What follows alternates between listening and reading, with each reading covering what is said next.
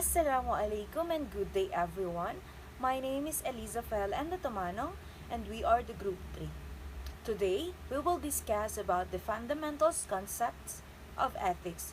But first, I will define ethics. So what is ethics?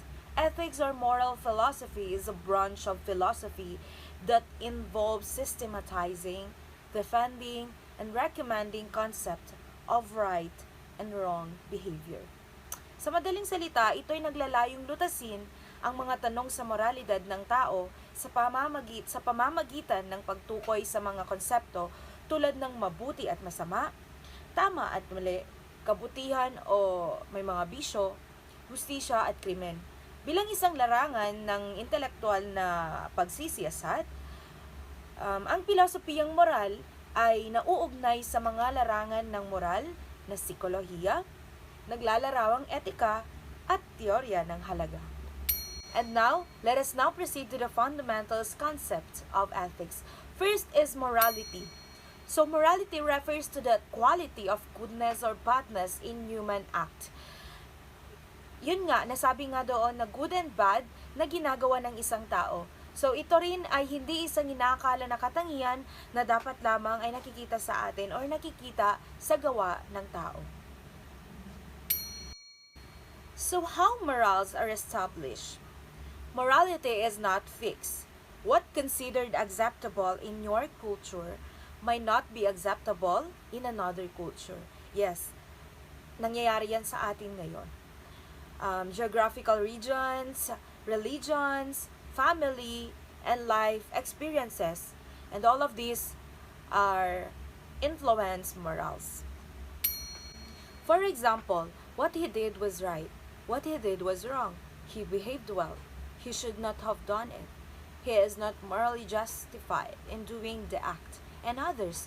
And this shows that there is a fundamental and objective distinction of right and wrong, which we call moral in human actions. While there is difference in opinion as to the nature of morality, all are agreed that there are some actions that are good and some actions that are bad. And sometimes acting in a moral manner means individuals must sacrifice their own short-term interest to benefit society. So let us now move on to the norm of morality. So norm is a rule of standard for our judgment.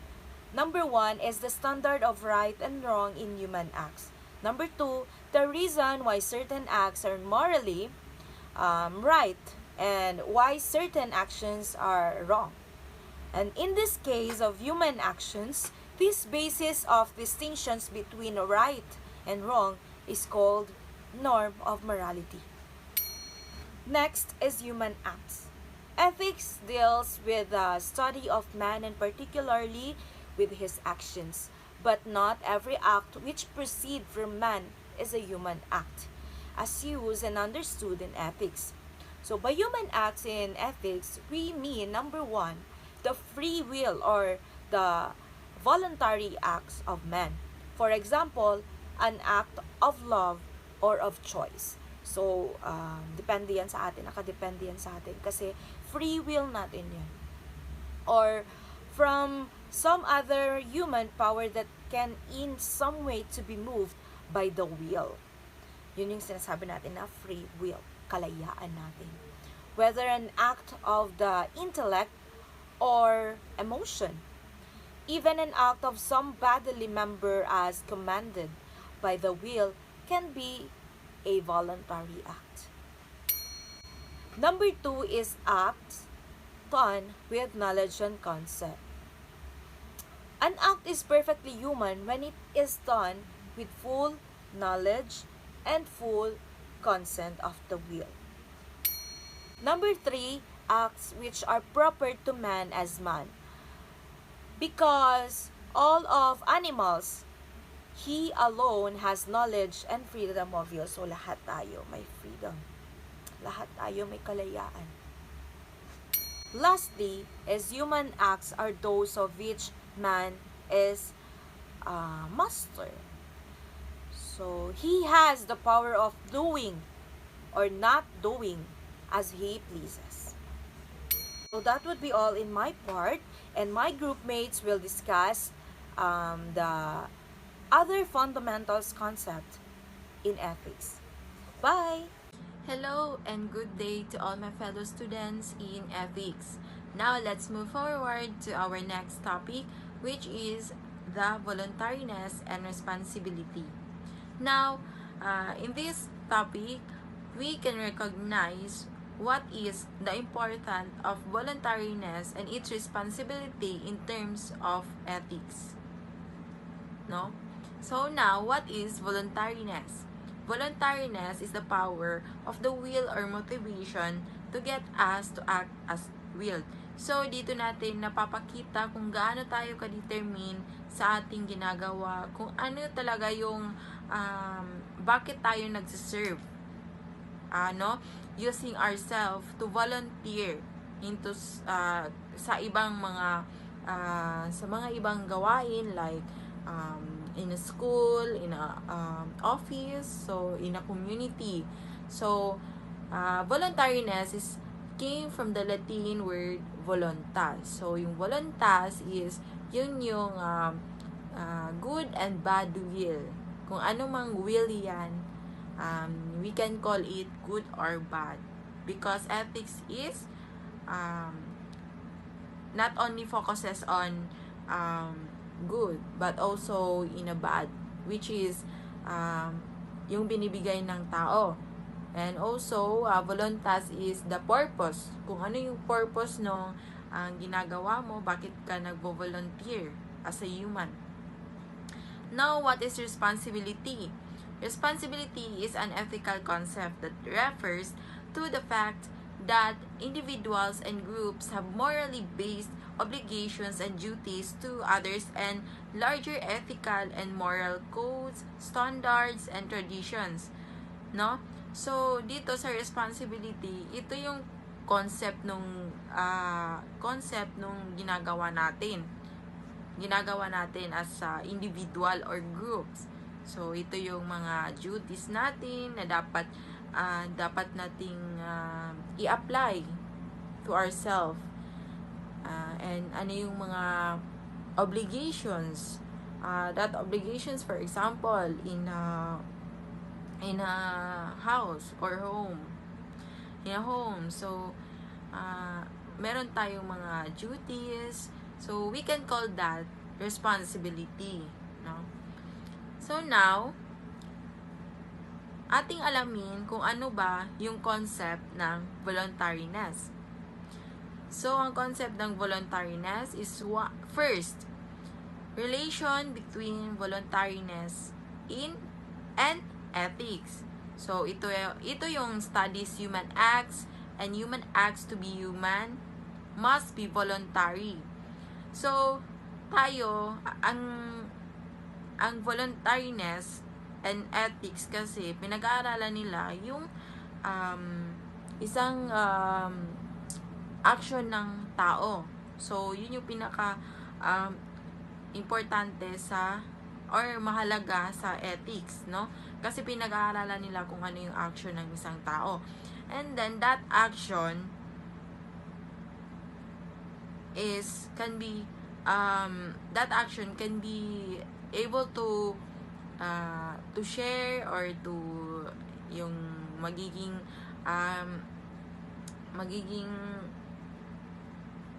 ano natin yung sarili natin para sa pagvo-volunteer. Kasi wala naman sigurong lahat natin na human is nagvo-volunteer. So walang tao na hindi nagvo-volunteer, no?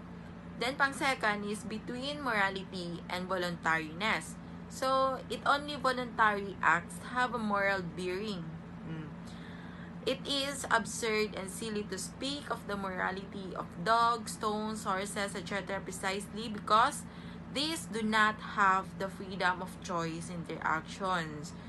So, doon pa lang sa sa salitang morality is ito yung kinakaya ng isang tao, no?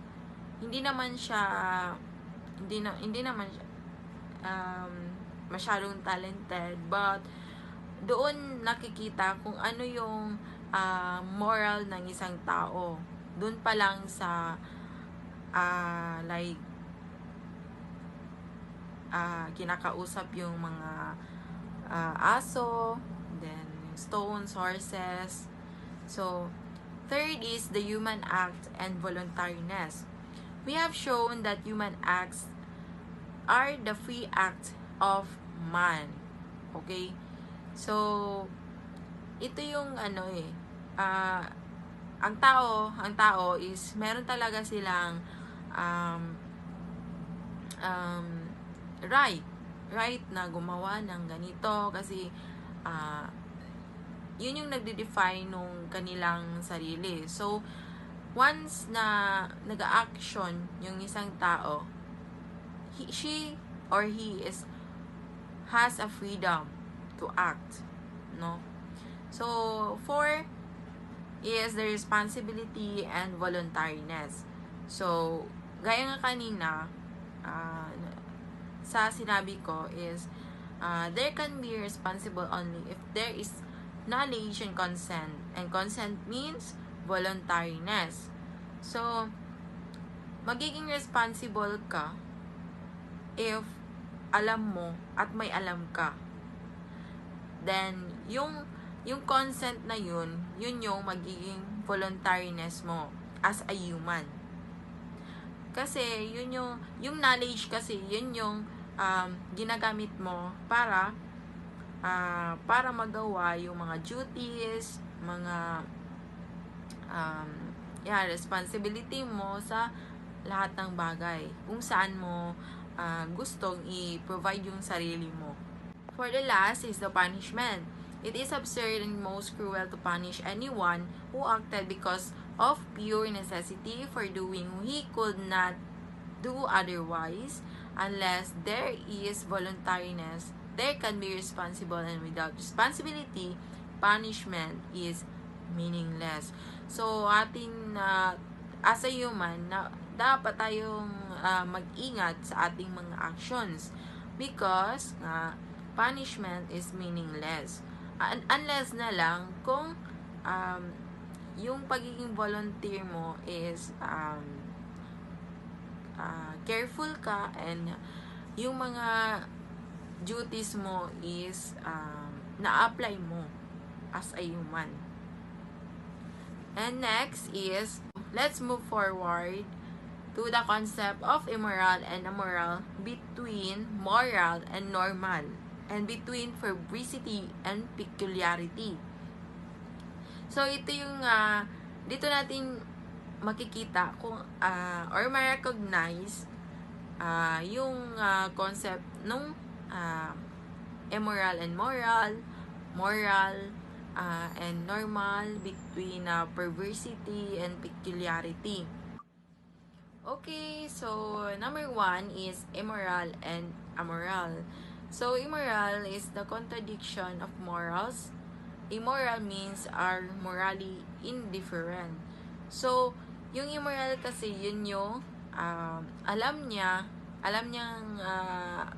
yung tama at mali, but ginagawa niya or pinipili niya yung mali, no? Yun yung ibig sabihin ng immoral. And moral naman is always she's or he is doing what is right.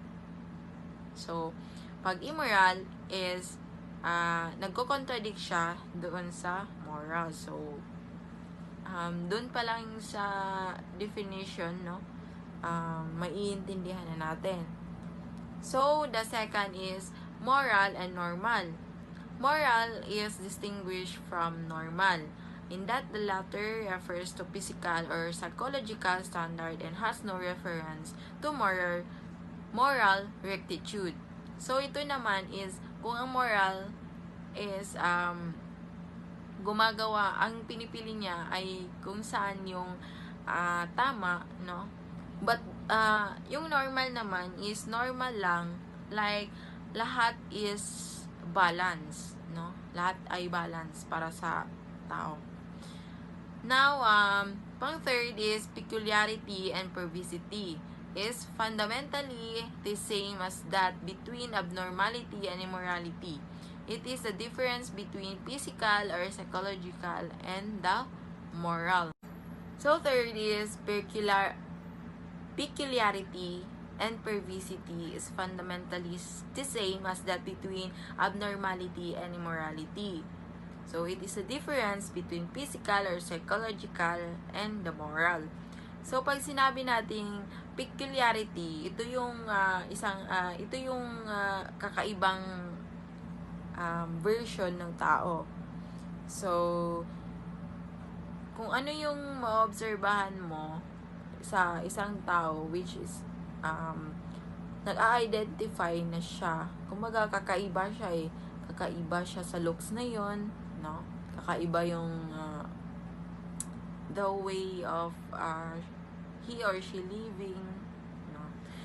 And the perversity naman is, pag sinabi nating perversity is hindi siya concern like for example, merong away or gulo, so parang hinahayaan niya lang, so wala siyang choice, hindi gaya ng immoral anim na yon. So always natin tatandaan yon, kasi doon lang natin nare-recognize yung action ng tao. But hindi lang yan. So let's move forward. So, concept of voluntariness is extremely important in ethics because it deals precisely with the study of human acts. So, gaya nga ng sinabi ko, napaka-importante ng voluntariness sa ethics. Kasi doon natin napapag-aralan or nalalaman kung ano ba yung action ng isang tao. So, isa pa, it is the amount or degree of voluntariness present in an act which determine the amount or degree of responsibility, and this in turn will determine the amount of punishment. So, dito pa lang is sa voluntariness meron kanya-kanyang meron kanya-kanyang way of volunteering, no? Like doon madidetermine kung anong voluntariness ba yan, kung anong action ng human na yun, ano tawag ba doon. So doon din mapapasok yung punishment, no? Kasi hindi naman lahat ng pag-volunteer is always good. So meron pa rin yung meron pa rin nakaka-volunteer na in a bad way, meron din na good way. So hindi lang yung punishment, hindi lang para yun sa gumawa ng mali, but also sa gumawa ng tama. Kung responsible ka, meron kapalit. So kung hindi ka responsible, yung punishment is very meaningless. So now, paano natin ma-recognize naman yung voluntariness? Bago yan, what is the types of voluntariness? So first is the perfect and imperfect voluntariness. Second, conditional and simple voluntariness. Third is direct and indirect voluntariness. So, perfect and imperfect voluntariness. Perfect voluntariness is present in a person who fully knows and fully intends an act. So, ito yung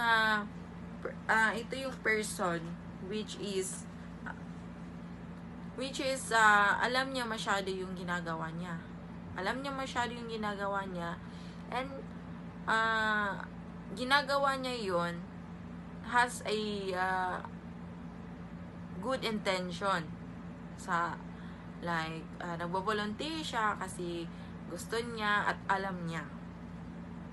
Sa imperfect voluntariness naman is present in a person who acts without fully realizing what the means to do or without fully intending an act. So, ito yung dito napapasok yung pilitan na gawain. So, kung yung taong hindi niya alam yung ginagawa niya at hindi naman siya wala naman siyang good intention na gawin, but she or he volunteering, no? So, ito yung tinatawag na imperfect voluntariness. Next is the conditional and simple voluntariness.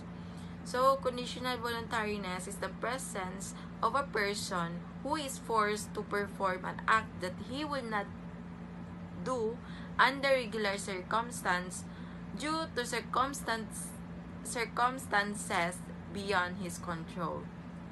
So, sa conditional voluntariness naman is ito yung pinipersang tao, no, kahit hindi naman niya gustong gawin, but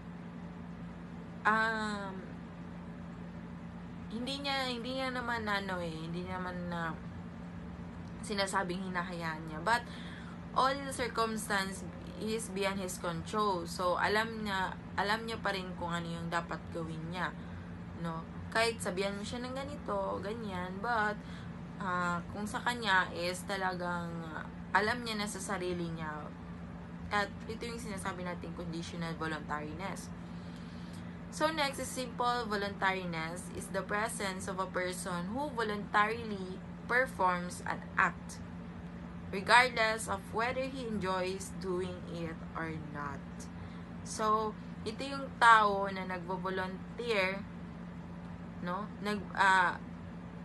Nagvo-volunteer para gawin yon, no? Pero ginagawa niya yon dahil doon niya nade-determine kung gusto niya ba yun or hindi. Even though hindi niya alam. She or he is not fully know what his or his responsibilities sa bagay na yon. But she is still showing voluntariness regardless doon sa iniisip niya or concept niya doon sa work na yon. So that's called simple voluntariness. So next is direct and indirect voluntariness. So direct voluntariness, an act is directly voluntary when the act is intended or for own sake, either as means or as an end. Sa direct voluntariness naman is ito yung ginagawa niya or nagvo-volunteer siya for the sake of human, kumaga for the sake ng kanyang sarili or for the sake ng kagustuhan niya, so on, basta para sa sarili niya. Kung kahit ano man yang ibig sabihin, no, kung para sa kanya is sa sarili niya, yun lang yung pagbo-volunteer niya. So doon na-recognize yung isang moral ng isang tao. But ang tawag doon is direct voluntariness. Now, what is indirect voluntariness? Is an act that is not intended for its own sake, but which merely follows as a regrettable consequence of action directly willed. So ito naman is hindi naman for its own sake, no? Nagvo-volunteer siya dahil sumusunod siya sa consequence nung task, no, or work na gi-provide sa kanila. So doon na napapasok yung voluntariness din talaga doon, no? Kung i-connect natin silang lahat, the concept of immoral, moral, the meaning of the voluntariness and its responsibility, the types of voluntariness, masyadong important talaga yung pagkakaroon ng ethics kasi it can define what is the human acts, no? So hindi lang kung hindi dahil sa human ng ethical, we can recognize what do we call the acts of that person, or ano ba yan siya, simple ba yan siya, direct. Good day everyone, magandang buhay. I am Jelay and Aliman, and today I'm going to discuss about the moral principle involving our actions and those factors that affect and lessen accountability. Every day, we pass judgment on the morality of human actions. If I steal from rich and feed to the poor, is that good or is it bad? If I drive over the speed limit to get my sick child to the hospital, is it good or is it bad? What is good and what is bad? What is morality, and do you as a person have morals? Morality is what society treats you as right and acceptable. They are the standard of thoughts, behavior, and actions. In moral principles of actions, we do an act which entails bad as well as good consequences.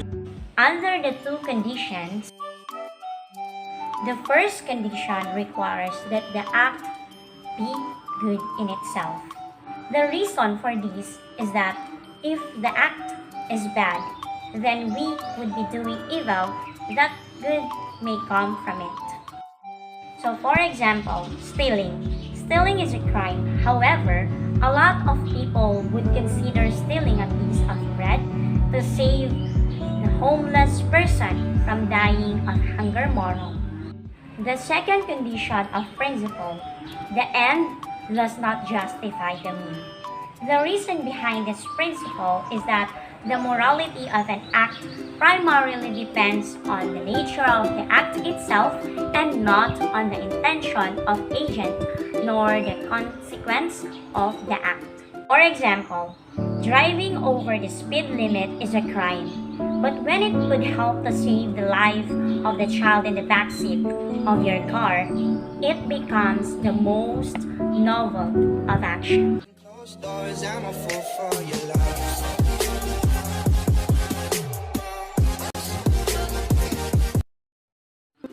Now, what are the factors that lessen accountability? Since responsibility depends on the voluntariness present in an act, we must inquire into the factors which affect and lessen accountability in our actions. And these are ignorance, concupiscence, fear, and violence. So what is this ignorance? So when we say ignorance, it is the absence of intellectual knowledge. It can be distinguished between vincible and invincible ignorance. So what is vincible? When we say vincible ignorance, it can be dispelled or overcome by the due amount of diligence. For example, a Negrito who had been living all his life in the mountains and who happened to come to Manila for the first time and violated traffic laws could not be held responsible for violating the law. Then, when we say invincible ignorance, it cannot be overcome by any amount of diligence or effect because under the circumstances, it is impossible for one to know.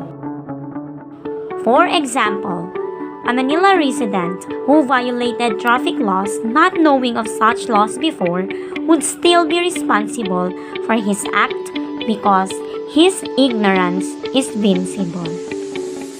So the reason behind these two principles is that when one is invincibly ignorant, the act he does then would be without knowledge, and without knowledge, there can be no voluntariness and therefore no responsibilities.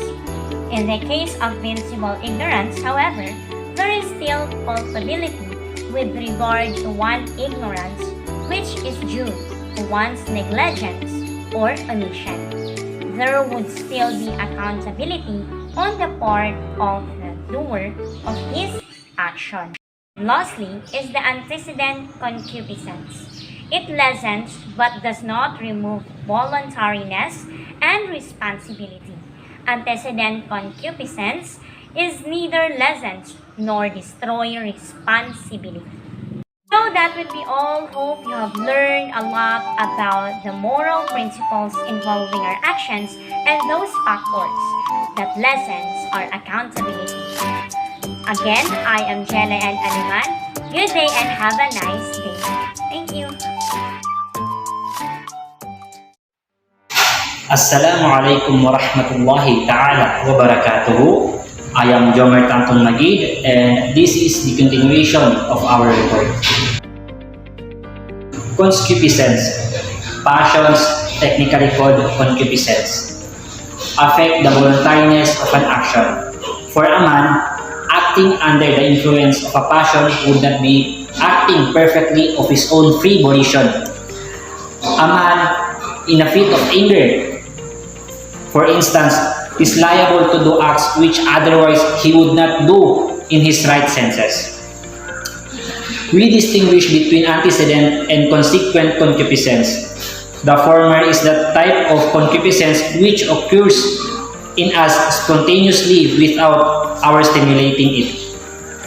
The latter one arises at the command or continues with the consent of the will. The first impulse is not free and consequently not imputable to us. In as far as concupiscence impels the will, it restrains our liberty and thus lessens our responsibility.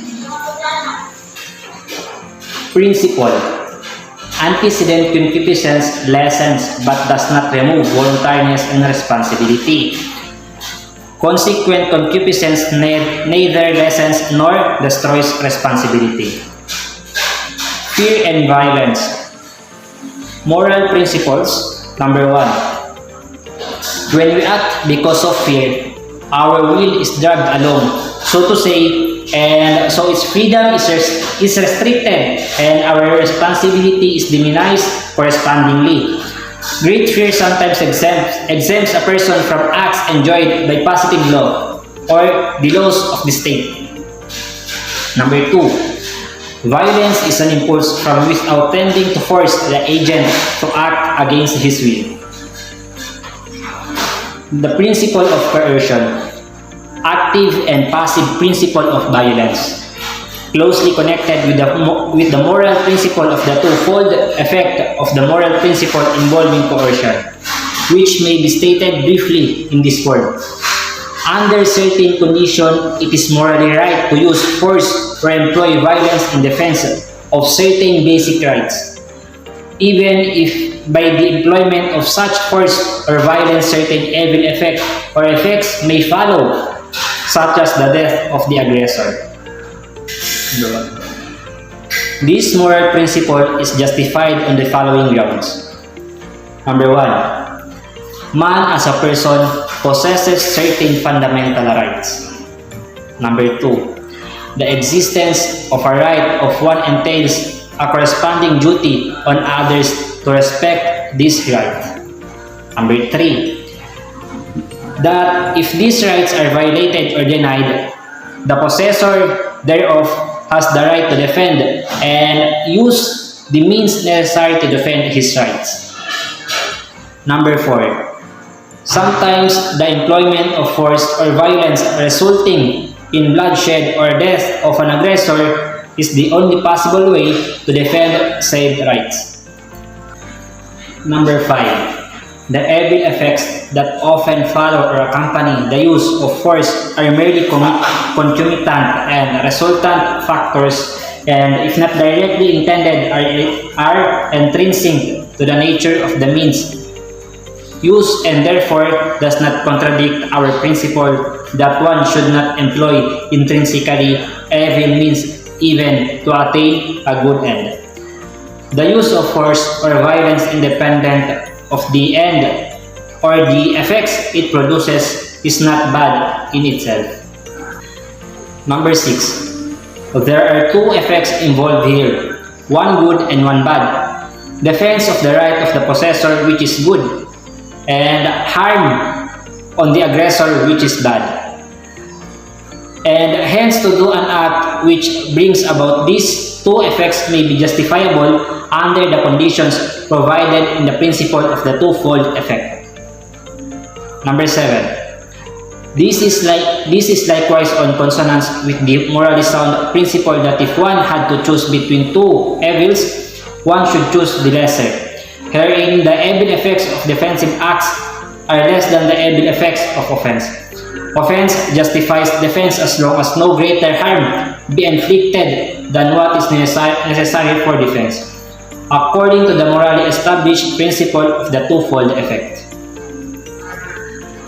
In short, the justification of the use of violence springs from the principle that the possession of a right naturally includes the right to defend such right. Right without power to defend itself is dead. Violence and habit. The principle of passive violence can be stated briefly and is self-explanatory. Acts done owing to violence are not voluntary provided that due resistance is made. Consequently, the doer is not morally responsible for doing such acts. The moral principle governing acts done by force of habits reads, acts done by force of habit are still voluntary, at least in those as long as the habit is allowed to stay. Explanation of the two principles. Number 1. When we are forced to do things or acts entirely against our will, then obviously our acts are not voluntary and hence we are not responsible. Therefore, provided due resistance is made. The resistance should be present throughout the whole act. Lack of will or effort to offer adequate resistance and disapproval may render the act voluntary, albeit minimally. Number 2. Reacts done by force of habit, there is still voluntariness on the part of the doer, and he is responsible for the same if he will fully develop the habit and makes no effort to overcome the same. Whatever therefore flows or follows from the habit which the doer initially entertained and allowed to become a part of him is still voluntary on the part of the doer. That's all. Thank you.